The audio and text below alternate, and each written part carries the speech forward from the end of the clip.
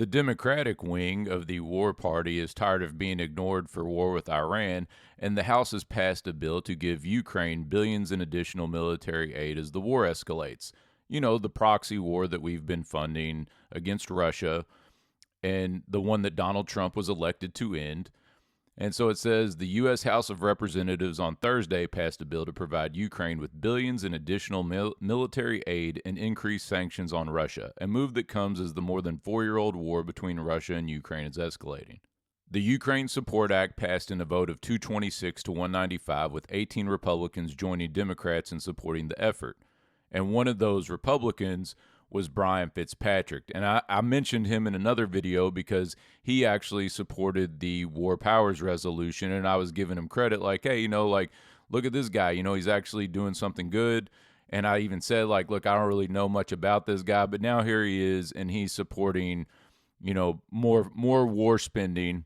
And so it's like, okay, man, like, you really did well with the War Powers thing, but now, got to call you out for supporting this money to Ukraine.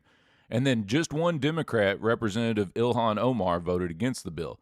Now, I can't stand Ilhan Omar, but because she split with her party this one time, does that all of a sudden make her, a Republican? Because that's the way that the Republican Party that attacked Thomas Massie, that's their logic. Thomas Massie voted against Donald Trump when Donald Trump was trying to pass a budget with a $1.7 trillion deficit. Thomas Massie went against Donald Trump when he didn't want to release the Epstein files. Thomas Massie went against Donald Trump when he wanted to have unconstitutional wars. These are the things that Thomas Massie didn't stand with Donald Trump on. On a lot of the other issues, Thomas Massie was right there. But because he split on some of these issues that anybody should have, when Donald Trump wants to support violating your Fourth Amendment with warrantless spying, Thomas Massie was against that. But because of that, he was blasted as a rhino. That's what the Republicans made him out to be. So now, because Ilhan Omar went against this bill and split with the Democrats, does that all of a sudden mean she's some type of Republican ally? So it goes on. The bill would provide Ukraine with over $1 billion in military and reconstruction aid. The legislation states that it will make up to $8 billion in direct loans available for Ukraine and the U.S.'s NATO allies. So here's the thing.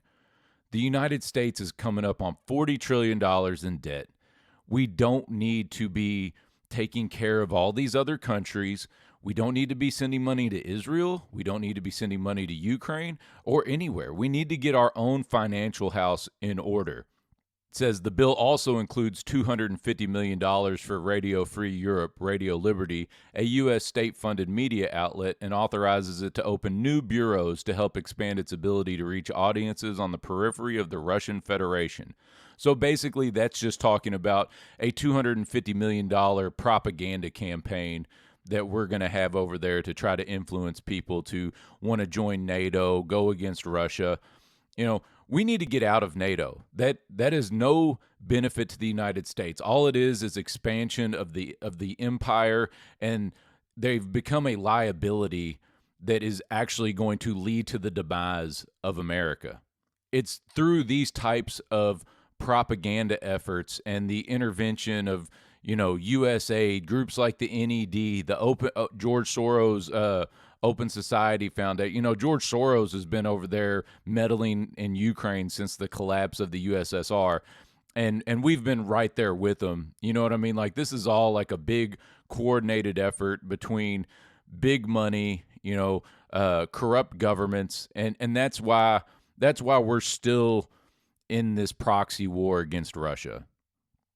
And, you look at, I got in this Political article a quote from Representative Don Bacon of Nebraska, a Republican who broke with the party to force the vote, urged his Republicans to, quote unquote, stand on the right side of history. This is our Churchill moment or our Chamberlain moment. And by God, I'm going to choose Churchill, Bacon said. And so, like, he's going back to World War II, just like they always do with Putin. And it's like, oh, Putin's the new Hitler. Putin's the new Hitler. Russia's having trouble right now fighting against our proxy military in the Ukraine. I don't think they're a serious threat to reinvade all of Europe. But anyway, he's talking about the Churchill or Chamberlain moment, and a lot of people are critical of Neville Chamberlain for what went on at Munich, and basically said like his appeasement to Hitler at Munich was what led to Hitler feeling emboldened to invade Poland. But really, if you look at it, there's other historians that will counter that narrative and say the biggest mistake by Neville Chamberlain was giving a war guarantee to Poland, because when Hitler was trying to get Danzig back, Britain basically backed up Poland, saying, well, if he does invade, we're going to go to war for you all. So Chamberlain's biggest mistake wasn't Munich. Chamberlain's biggest mistake was the war guarantee to Poland. And then he's saying this is his Churchill moment. Oh, he wants to stand and be like Churchill. Is he talking about Churchill that got played by Stalin? Churchill and Roosevelt both got played by Stalin at Yalta, and they both gave appeasement to Stalin, which led to the expansion of the Russian Empire that we had to face throughout the Cold War. So good job, Churchill. That's who Bacon wants to stand with. You know, Bacon seems to really not get a whole lot of history. See, you go back to Alexander Solzhenitsyn, you know, who is clearly not a fan of Stalin, spent many years in the gulags.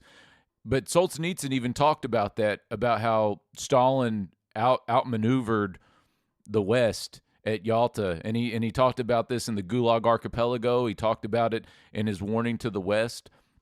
So is that the Churchill that Bacon wants to go with? You know, it's just so frustrating. And Bacon's the same guy that, you know, was a staunch supporter of the war with Iran. He's like, well, we've been at war with Iran since 1979. Well, why stop there, Don? Let's go back to 1953 when we literally overthrew their government and reinstalled an authoritarian monarch into Iran, which led to 1979. But see, when you point that out, they'll say, oh, well, that's, you know, you're going back so far. And it's like, no, literally, we're talking about going back 26 years from the point of the revolution in their country that they were literally overthrown. So 26 years up to the revolution, and we're going back 47 years for something that happened in their country. You know what I mean? They're saying, and so that's how Bacon's obviously just a war hawk. He's going to support war no matter what. But that's where we're at now, and this has just gotten through the House. It still has to pass the Senate. Once it passes the Senate, if it does, which I think it will, but if it doesn't, that's good. I hope the Senate passes it down. But if it makes its way to Trump's desk, then we really get to see Trump be tested. Is Trump going to veto this bill and force them to override his veto, or is Trump gonna go along and pass it? So we'll see.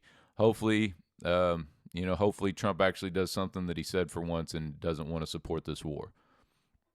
But that's it. Thank you for listening. Please like, subscribe, and comment.